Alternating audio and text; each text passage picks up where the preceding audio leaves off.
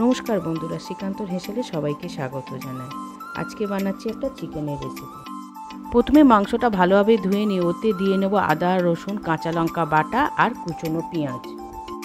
আর মশলার মধ্যে দিচ্ছি নুন, হলুদ, 2 ধরনের লঙ্কা গুঁড়ো আর তেল। এইবার হাত দিয়ে ভালো করে মাংসটাকে মাখিয়ে নেব। যখন হাতে নানান কাজের চাপ থাকে তখন এইভাবে মাংসটা করি, খেতে বেশ ভালোই হয়। এইবার কড়াইতে তেল দিয়ে শুকনো লঙ্কা, তেজপাতা আর গোটা গরম মশলা দিয়ে একটু ভাজতে দেব। ভালোভাবে ভাজা হয়ে গেলে মেখে রাখা মাংসটা দিয়ে একটু নেড়ে চাপা দিয়ে দেব। মাংসতে আমি কোনো জল দেবো না, মাংস থেকে জল বেরিয়ে ওই জলেই মাংসটা আস্তে আস্তে সেদ্ধ হয়ে যাবে।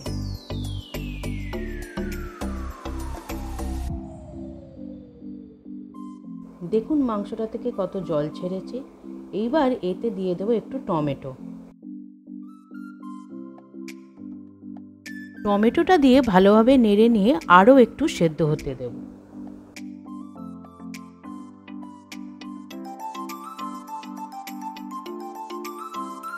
মাংসটা ভালোভাবে সেদ্ধ হয়ে এলে ওতে দিয়ে নেব একটু টক দই আর কাজু বাটা।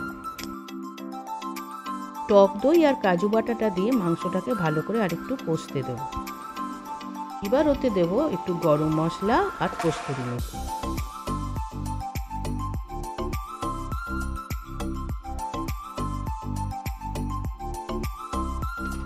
এইবার ওই দুটোকে ভালো করে মিশিয়ে নেব।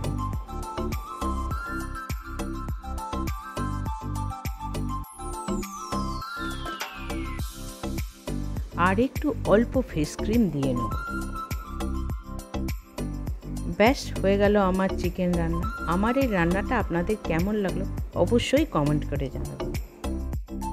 চলুন তাহলে ভিডিওটা আজ এখানেই শেষ করছি।